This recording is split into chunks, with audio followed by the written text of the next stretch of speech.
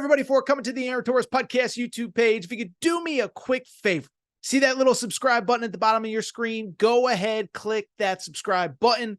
Really does help our channel grow, our audience grow, and I really do appreciate it more than you know. So click that subscribe button. Appreciate your support. Now, here's the video that you came here for. Switch gears, and I do want to talk about a topic that we have discussed quite a bit here on the Aaron Torres Pod and Aaron Torres Pod YouTube channel over the last couple months, and frankly years. That is the status of Texas A&M football coming out of the weekend. And by now, everybody knows the story. Texas A&M, we know the background, right? Jimbo Fisher given a huge contract to leave Florida State. Jimbo Fisher given a huge extension when LSU was about to fire Coach O a few years ago. But the bottom line remains the results just simply aren't there. And why we're talking about it today is because after another loss in another high-profile game, in another game that you could have won, the conversation is starting to ramp up about Jimbo again. Texas A&M loses on Saturday to Ole Miss. It's close, but you can't quite get over the hump. And with Texas A&M sitting at 5-4, basically looking at best realistically a 7-5 season, the conversations have started to ramp up again. Seen all sorts of people talking about it today, and I do think it's worth discussing. Talked to a lot of people over the last 24 to 48 hours. Still don't think that Jimbo Fisher is ultimately going to be let go. We know about that massive $75 million buyout, but at the same time, I think it's starting to get a little bit more realistic with each and every individual loss. So let's go ahead and break it down. And listen, if you missed the game on Saturday, it was actually very entertaining. Ole Miss hosting Texas A&M, top 10 matchup, top 10 Ole Miss team at home. And listen, credit to Texas A&M. They fought hard. They played hard. They do technically have their backup quarterback, Max Johnson, in.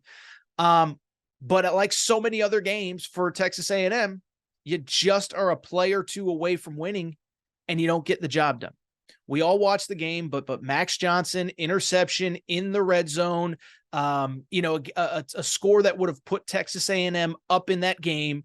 Instead, the interception happens. Ole Miss comes right down, scores again, and then all of a sudden you're playing catch up from there. Back and forth, back and forth. You end up losing by a field goal. You miss a field goal as time expires, and it was a great effort against a really good team. You don't want to take anything away from Ole Miss, but at the same time, this is kind of who Texas A&M is right now. Last year, listen, there were some bad losses last year. This year, the routine is kind of the same, right? You get close, something goes wrong, and you end up losing the game. Alabama, there was the punt inside your own territory. Many people wanted you to go for it. You don't. You end up losing. There's the red zone stuff against Alabama. Tennessee, it's one little thing after the other. Saturday against Ole Miss, it's one little thing after the other. Interception in the red zone. If you were watching the game, they talked about, it was Jordan Rodgers on the call. He said, every quarterback knows you cannot throw that ball in that situation. Yet here we are, another close loss from Texas A&M. And the bottom line is the numbers on Jimbo Fisher at this point are just indisputable, okay?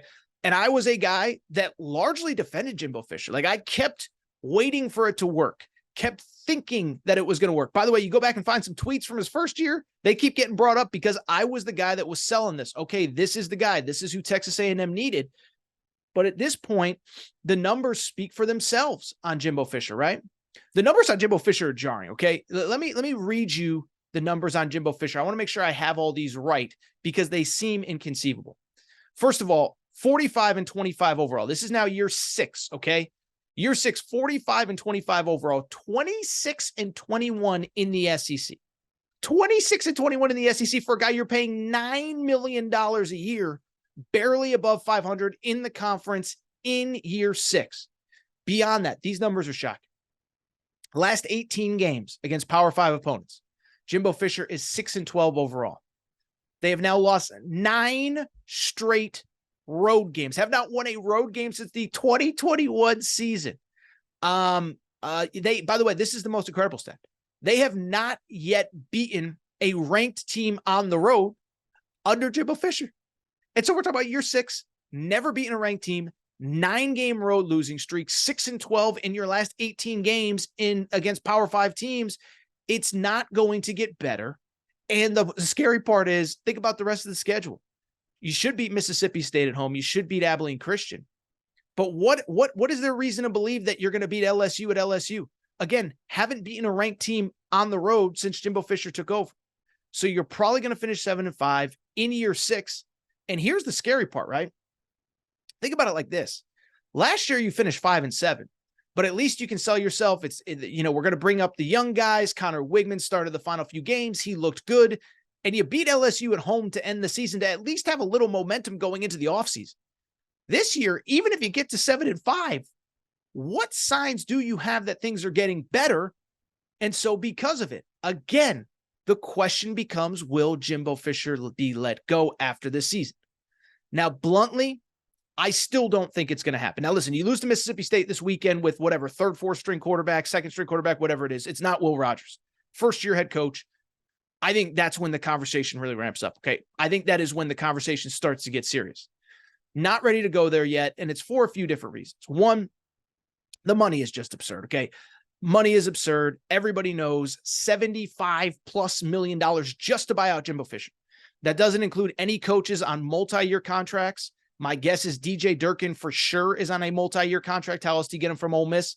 My guess is Bobby Petrino is probably on a multi-year contract. So you're talking about $75 million for the head coach. Probably talking about another couple million for assistant coaches. And then the part that's important, right? You got NIL. And then most importantly, you got to pay a new guy. And it's not like you can just go out and get somebody. You got to get a big name. And we know what the market for big name head coaches in 2023 in college football is. It's at minimum 7 and probably 8, 9, $10 million a year for 6, 7, 8, 9 years, fully guaranteed. That is the going rate for coaches in college football these days. And so now you're talking about close to like a $200 million transaction to fire Jimbo and bring in a new guy. So that's that. The other thing I think that Ross Bjork, the AD, I don't envy him. Got a tough decision to make is that if you fire the coach, one, that $200 million, two, it's got to be somebody that you can sell the fan base to. And three, I think this is important. You have to have that guy lined up before you fire Jimbo Fisher, okay? Because this is the part that I don't think enough people are talking about. Everyone's talking about the money, focused on the hundreds of millions of dollars potentially. What it comes down to, though, it's not just about getting the right coach. It's about making sure that he says yes, because the scary thing for Texas A&M, imagine after all these years, all that recruiting, the great talent that you have in that program, imagine firing Jimbo Fisher and not knowing who the next head coach is. Imagine firing Jimbo Fisher and making it a 2-3 week process or even a 1 week process to figure out who the next guy is and get him signed, sealed, delivered, and on campus. If that happens, you know what happens? All that incredible talent on that roster enters the portal. One, I'm sure many of those guys, whether it's their high school coach, their 7-on-7 coach, their NIL agents, they're getting hit up right now. The players might be immune to it at this moment, but there's no doubt in my mind that those players, the people that help them make decisions, are getting hit up by other schools right now. Hey, come here. Hey, come here. We'll take care of you, and you're going to win in a way that you're not winning at Texas A&M right now. So those kids are already getting hit up about transferring NIL stuff. By the way, I just saw this glare here. Forgive me. What do you want? It's 5:00 somewhere. Forgive me. Okay. But at the same time, I look at it and I sit there and say, if you fire Jimbo and you have to wait to figure out who the next guy is, then you know what's going to happen? A lot of those guys are going to hit the portal. They're not going to wait around. They're not going to sit around. They are not going to wait all day to see who the next coach is. They're going to say, I got options. I got opportunities. I can go somewhere else. I'm entering the portal. And by the time that guy comes, your roster might be depleted. And so to me, that is the tough part that Ross Bjork has, the AD. And that's why I think Jimbo stays, because it's not just about firing him. It's about making sure you fire him, you replace him with the guy that the fans are going to be happy with, and you replace him with the guy that the players in the program want to play for. Still think there will be some transfers, but think that's the key. In a lot of ways, you know what the blueprint is for this? I actually think it's what happened in Texas a few years ago, right? Now, Sark's working out, but at the time, we debated whether it was going to work, whether it wasn't. But what I respected about the AD and the decision that he made there, he basically flat out said this. He said, I'm not firing Tom Herman until I know I have my next guy, a guy that I believe is better than Tom Herman. And if you remember, they fired Tom Herman And then essentially, like 2 hours later, announced Steve Sarkisian was the next head coach. So the second that Tom Herman gets fired, they have Sark on campus ready to meet with the players, explaining why they shouldn't leave. They were able to retain Bijan Robinson, some of the other guys on that roster, and that's what Texas A&M needs. So to me, I think everybody's focused on the money with Texas A&M. The big thing to me is who's the next guy and how do you keep this roster together? Because I think this is a national championship caliber roster in 2024, but you got to keep it together. You got to keep Connor Wigman healthy. For that reason, I do think Jimbo survives another year. I also think the Wigman situation is part of it as well. I think because you're with the backup quarterback, now Max Johnson shouldn't be this bad, but because you're with the backup quarterback, I think Jimbo gets another year, but this gets more interesting. And lastly, I'd say, Jimbo, you better beat Mississippi State at home this weekend. If not, it does get interesting.